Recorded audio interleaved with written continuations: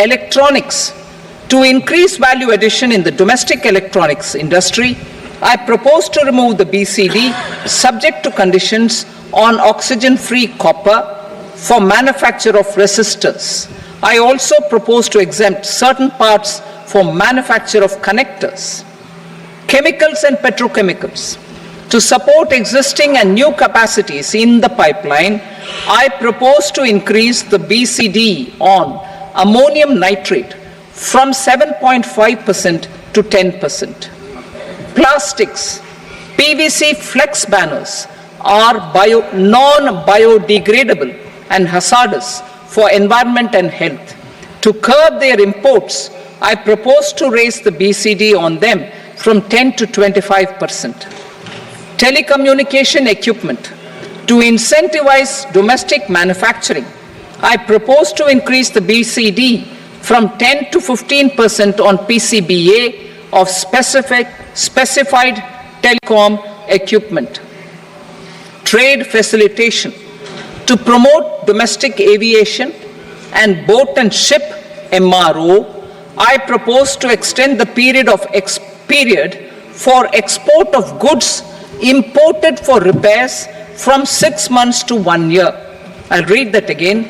To promote domestic aviation and boat and ship maintenance, repair and operations, I propose to extend the period for export of goods imported for repairs from 6 months to 1 year. In the same vein, I propose to extend the time limit for re-import of goods for repairs under warranty from 3 to 5 years. I now move to direct taxes. We will continue our efforts to simplify taxes, improve taxpayer services, provide tax certainty, and reduce litigation while enhancing revenues for funding the development and welfare schemes of the government. It has been our endeavor to simplify taxation. We have taken a number of measures in the last few years, including introduction of simplified tax regimes without exemptions and deductions for corporate tax and for personal income tax. This has been appreciated by taxpayers. 58% of corporate tax came from the simplified tax regime in the financial year 22-23. Similarly, as per data available till now, for the last fiscal, more than 2/3 have availed the new personal income tax regime. Comprehensive review of the Income Tax Act.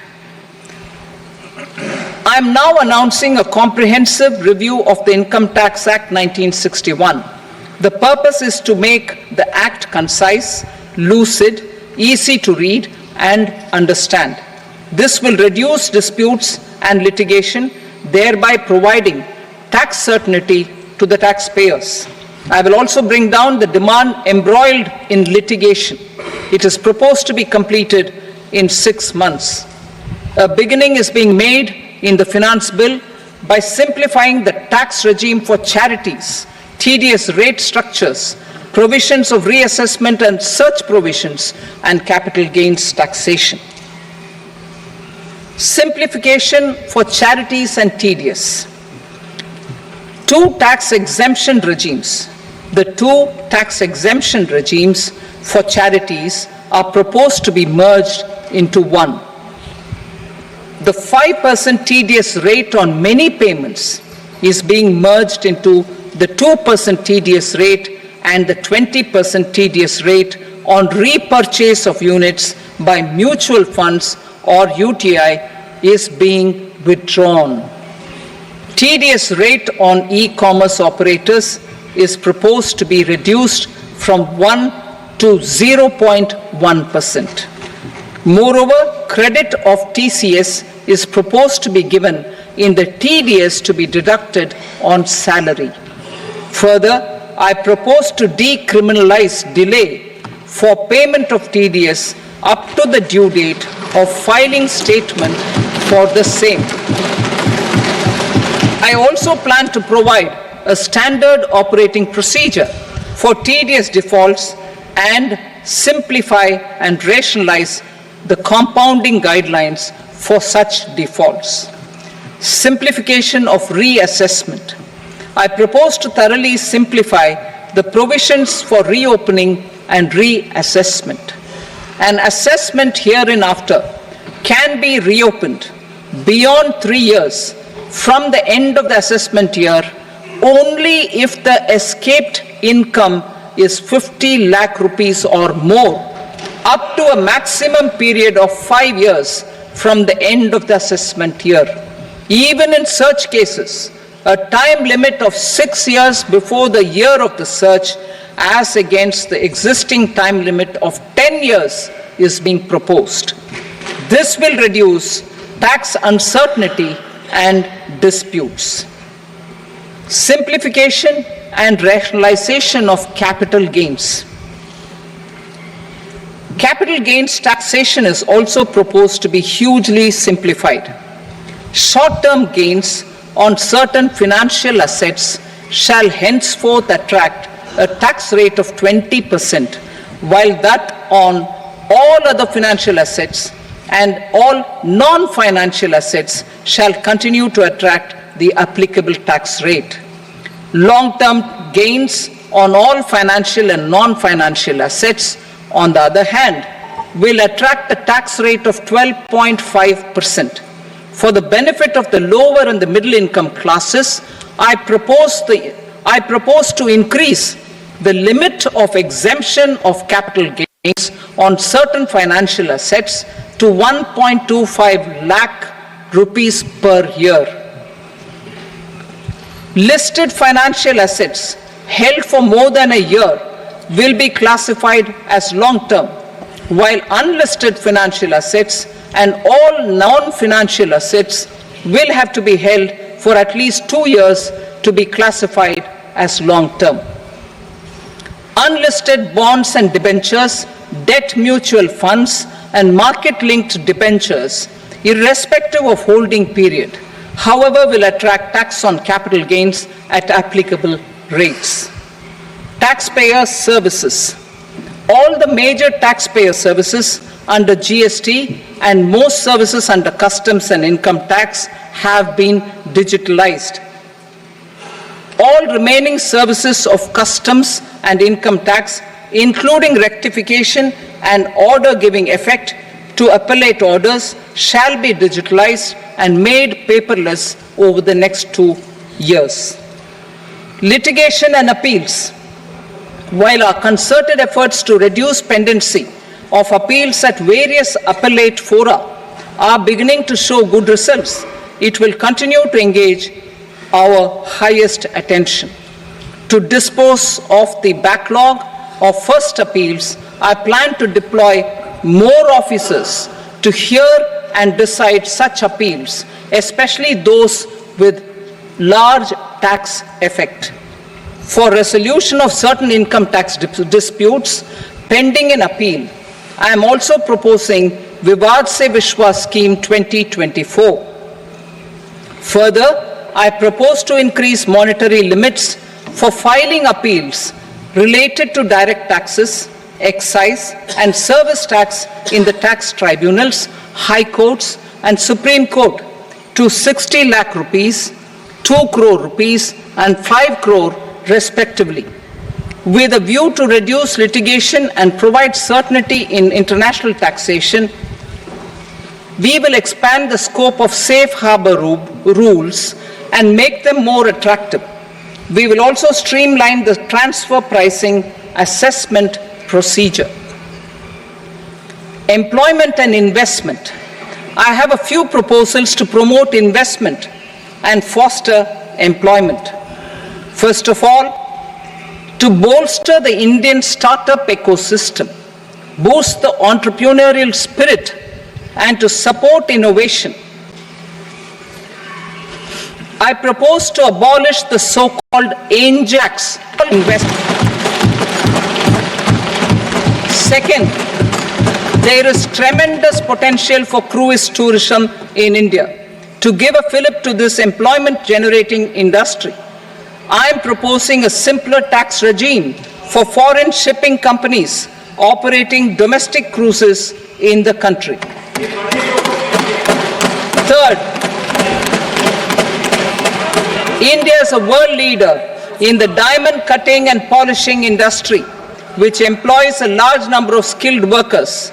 To further promote the development of this sector, we would provide for safe harbor rates for foreign mining companies selling raw diamonds in the country. Fourth, to attract foreign capital for our development needs, I propose to reduce the corporate tax rate on foreign companies from 40 to 35%. Deepening the tax base. I have a couple of proposals for deepening the tax base. First, security transaction tax on futures and options of securities is proposed to be increased to 0.02% and 0.1% respectively. Second, for reasons of equity, I propose to tax income received on buyback of shares in the hands of recipients. Other proposals.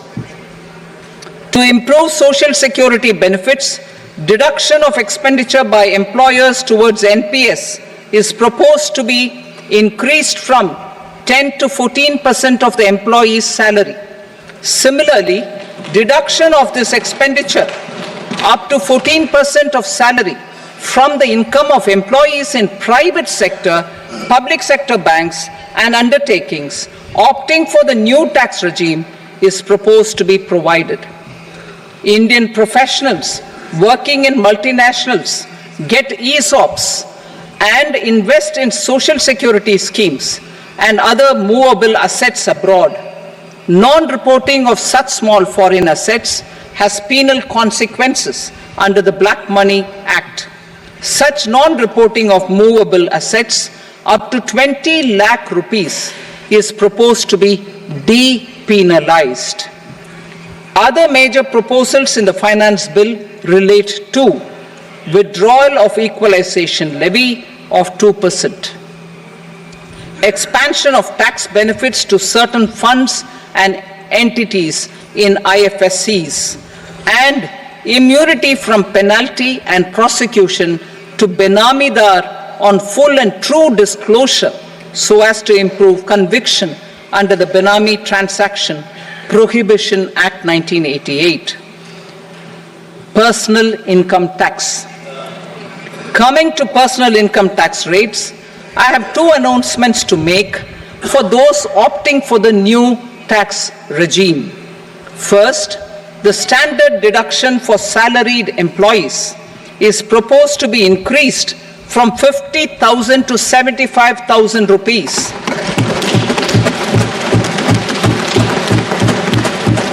Similarly, deduction on family pension for pensioners is proposed to be enhanced from 15,000 to 25,000 rupees. This will provide relief to about 4 crore salaried individuals and pensioners.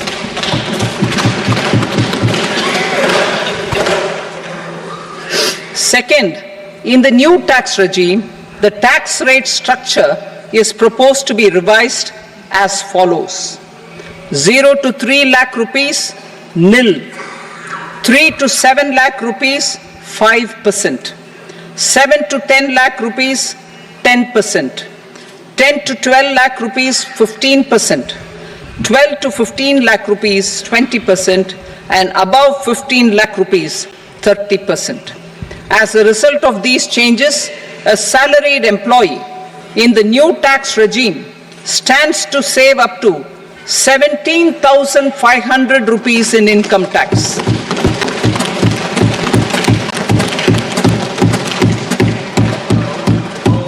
Apart from these, I am also making some other changes as given in the annexure. As a result of these proposals, revenue of about 37,000 crore, that is 29,000 crore in direct taxes and 8,000 crore in indirect taxes will be foregone, while revenue of about 30,000 crore rupees will be additionally mobilized. Thus, the total revenue foregone is about 7,000 crores annually. Mr. Speaker, sir, with this, I commend the budget to this august House. Jai Hind.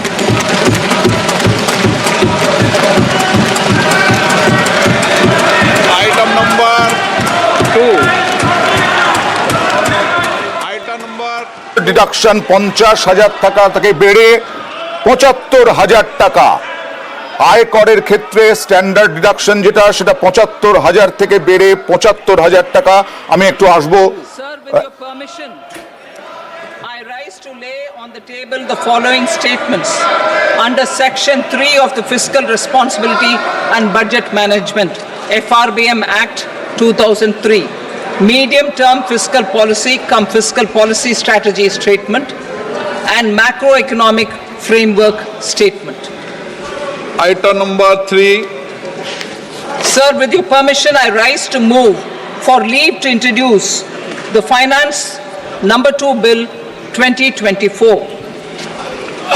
प्रश्न ये कि विधेयक को पूरा स्थापित करने की अनुमति प्रदान की जाए। जो सदस्य इसके पक्ष में हाँ कहें, जो सदस्य विरोध में ना कहें। मेरे विचार में निर्णय हाँ वालों के पक्ष में अनुमति प्रदान की जाती है। माननीय मंत्री जी, अब विधेयक पूरा स्थापित करें। Sir, I introduce the bill. Item number 4. The Union Territory of Jammu and Kashmir budget. Sir, I rise to present a statement, Hindi and English versions, of the estimated receipts and expenditure of the Union Territory of Jammu Kashmir for the year 24-25. सभा की कार्रवाई कल बुधवार दिनांक 24 जुलाई 2024 को प्राप्त 11 बजे तक के लिए स्थगित की जाती है।